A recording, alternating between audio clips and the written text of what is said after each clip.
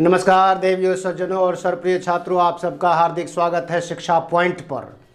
ये वीडियो कालाबाजारी पर आधारित है। आए दिन खबरों में हम देखते हैं, एक तो महामारी फैली हुई है, सभी जानते हैं कोरोना महामारी फैली हुई है, सुनामी आई हुई है। इस पर कालाबाजारी का जोर है और देश में कहते हैं ना, ऑक्सीजन की कमी हो गई, जीवन रक्षक दवाइयों की कमी हो गई। अरे भैया, कोई चीज़ कमी नहीं हुई है, कालाबाजारी हो गई है। सिलेंडरों को लोग चुरा चुरा करके ना ऊंचे दामों पर बेचने के लिए रख रहे हैं, दवाइयों को स्टोर कर रहे हैं। मना मुफ्तखोर कहना तो गलत होगा, जमाखोर सबसे अच्छा शब्द है। जमाखोरी करने वाले जो लोग हैं ना, ऐसी आपदा को भी, संकट को भी, आपदा को भी अवसर के रूप में देखते हैं। लोग मरे, देखो कितनी चीख पुकार हो रही है, और सैकड़ों लोग, 350 से ऊपर के आसपास लोग तो दिल्ली में मरने लगे हैं प्रतिदिन। ये तो सरकारी हॉस्पिटलों में मरने वालों की संख्या है। दिल्ली के गली मोहल्लों में और इधर उधर जो लोग मर रहे हैं कोरोना के कारण, जिनको कहीं बेड नहीं मिल रहा, कहीं सरकारी चिकित्सा सुविधा नहीं मिल रही है और वो मर जा रहे हैं, ये आंकड़े किसी के पास नहीं है।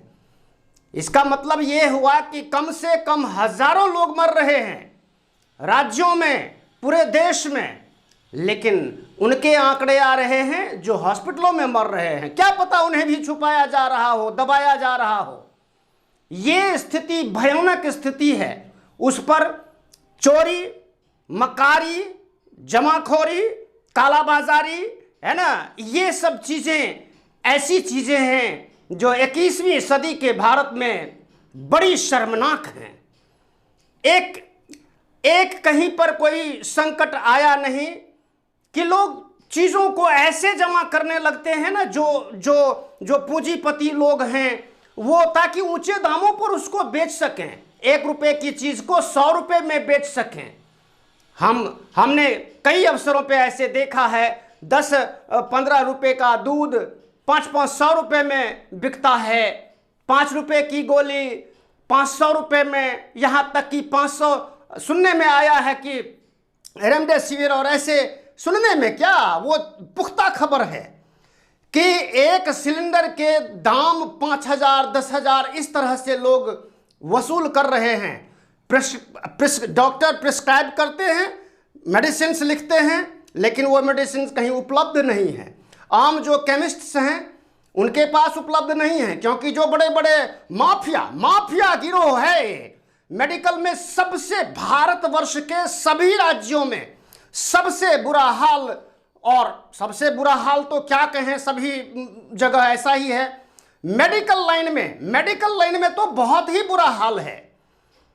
एक चेन बना होता है, डॉक्टरों की मिलीभगत होती है, लैब वालों की मिलीभगत होती है, जो केमिकल प्रोडक्शन कंपनियां हैं, दवाइयां बनाने वाली जो कंपनियां हैं, उनसे मिलीभगत होती है। ये सारे मिल करके, मैं आपको बताऊं, बिहार जैसे, यूपी जैसे राज्य में जो पिछड़े हुए हैं, गरीब राज्य हैं, वहां पर अगर किसी डॉक्टर ने एक टेस्ट लिख दिया और कह दिया फला लैब में जा करके ही ये टेस्ट करवाना है, दूसरी कोई लैब आपकी वो टेस्ट करेगी नहीं। क्यों? क्योंकि उनका आपस में समझौता होता है, डॉक्टरों की कमीशन होती है। भाई, इतने मरीज आएंगे, इतने मरीजों पर, इतने टेस्ट्स पर मेरा इतना कमीशन होगा। ये हाल है।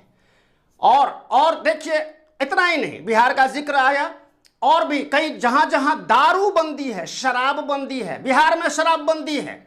सुशासन बाबू के शासन में, नीतीश सरकार में दारू बंदी है, शराब बंदी है, लेकिन पुलिस प्रशासन की नाक के नीचे दारू बिकती है, खुलेआम बिकती है, थोड़ी चोरी छुपे बिकती है, जो और हर कस्बे मोहल्ले में बिकती है, गांव में बिकती है, शहरों में बिकती है। पुलिस को सब मालूम है, सरकार को भी मालूम है, लेकिन वो नाक में सुगंध नहीं, वो गंध नहीं जाती। और जाती भी है और लोग पकड़े भी जाते हैं, तो क्या होता है, नोटों की सुगंध से वो दारू की दुर्गंध खत्म हो जाती है। नोट मिलता है, क्यों? क्योंकि मान लीजिए कोई चीज अगर कोई शीशी 100 रुपए की है तो वो 300-300 रुपए 400-400 रुपए में बिकती है। और देखिए मजेदार बात, लोग बड़े चाव से खरीद कर उसका सेवन भी करते हैं। तो यहां दो तरफा जिम्मेदारी है, दो तरफा लोग जिम्मेदार हैं। भ्रष्टाचार है, अगर मिली भगत है, कालाबाजारी है, तो उस आम लोग भी जिम्मेदार हैं। आम लोग इसलिए जिम्मेदार हैं कि वो भी भ्रष्टाचार को बढ़ावा देते हैं। भ्रष्टाचार में वे भी जिम्मेदार होते हैं। ऊंचे दामों पे बेड को कब्जाए हुए लोग बैठे होते हैं। ऐसी भी सूचनाएं, ऐसी भी स्थितियां बनी हुई हैं जहां अमीर किस्म के लोग जिनके पास बहुत पैसा है वो हॉस्पिटलों में ही पड़े रहना बहुत अच्छा समझते हैं। किसी को बेड मिले ना मिले, किसी को ऑक्सीजन मिले ना मिले, मुझे पूरी सुविधा मिलती रहे, मैं तो यहीं 5 स्टार 7 स्टार में सुरक्षित हूं। ये हालात हैं। लेकिन संतोष होता है, खुशी होती है तब जब नागपुर में आरएसएस के पूर्व सरसंघ चालक दाभाडकर महोदय, जो कोरोना पॉजिटिव थे और वहाँ पुणे या नागपुर में कहीं वो हॉस्पिटल में गए, डॉक्टरों ने वहाँ पर और भी मरीज थे, एक ऐसा मरीज था, कोरोना पीड़ित व्यक्ति था जो अभी जवान ही था, 40-45 वर्ष का था, वो भी कोरोना पॉजिटिव था। उसके लिए बेड उपलब्ध नहीं, ऑक्सीजन उपलब्ध नहीं, लेकिन दाभाडकर जी चूंकि नामी गिरामी लोग थे तो इनको मिल रहा था, सारी सुविधाएं मिलने जा रही थी, लेकिन इन्होंने मना कर दिया। उन्होंने साफ इनकार कर दिया कि मैंने जीवन में अपनी सारी जिम्मेदारियां पूरी कर ली हैं, अपना जीवन भरपूर जी लिया है। लेकिन ये जो बंदा है, ये जो व्यक्ति है, इसके सामने अभी कई जिम्मेदारियां पूरी करने के लिए खड़ी हैं। इसको सुविधा दी जाए।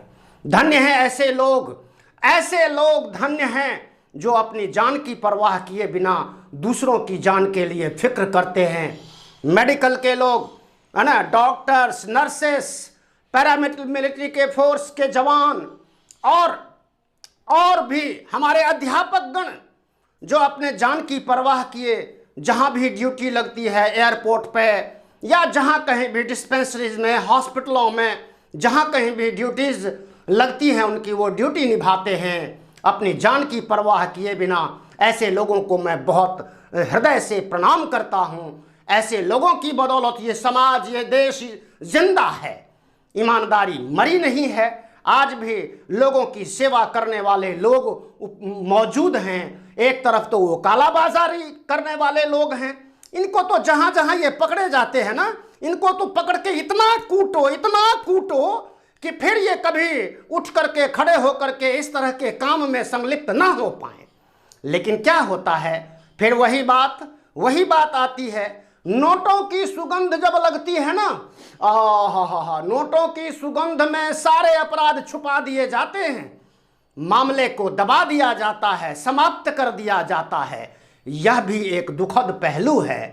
तो निश्चित रूप से सरकार सजग है, हमारी न्यायपालिका सजग है, सभी लोग लगे ही हुए हैं इस पेंडेमिक को संभालने में, है ना। अब मन की बात नहीं होती, अब बात होती है ऑक्सीजन की, दवाइयों की, जीवन रक्षा की। ऐसे में रूस ने स्पुतनिक नामक वैक्सीन देने की पुरजोर उन्होंने सहायता करने के लिए कहा है और सहायता आ भी रही है। दुनिया के तमाम देश संकट की इस स्थिति में, इस सुनामी में भारत के साथ खड़ा है, लेकिन भारत के ही कुछ गद्दार लोग भारत के साथ खड़े नहीं हैं, इस आपदा को अवसर में भुनाने में लगे हुए हैं। ये बड़ी शर्मनाक बात है। ऐसे लोगों को जहां भी पकड़े जाते हैं, इनको कड़ी से कड़ी सजा मिलनी चाहिए, तभी देश सुधरेगा, ऐसे लोग सुधरेंगे। धन्यवाद, नमस्कार। अभी तक जिन्होंने चैनल को सब्सक्राइब नहीं किया है, प्लीज़ सब्सक्राइब कीजिए, बेल आइकन को दबा दीजिए। सब्सक्राइब का बटन होता है, लाल रंग का बटन होता है,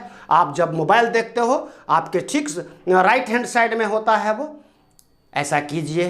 धन्यवाद। नमस्कार। जय हिंद, जय भारत, जय भारती।